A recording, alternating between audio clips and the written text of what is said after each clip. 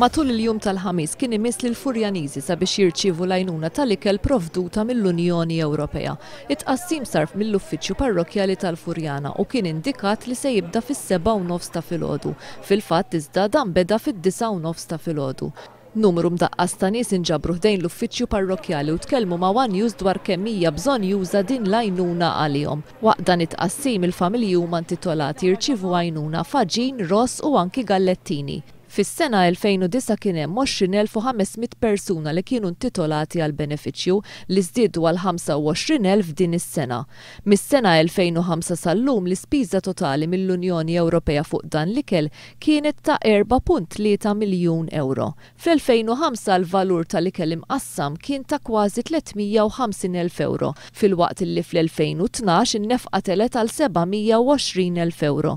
Dan ifisser li f'7 snin il-valur tan-nefqa fuq dawn il-provvisti jirdoppja. Biex wieħed ikun eleġibbli għal din l-għajnuna soċjali jrid jimla formola fl-Uffiċċju tas-Servizzi Soċjali tal-lokal tiegħu ta' kull sena.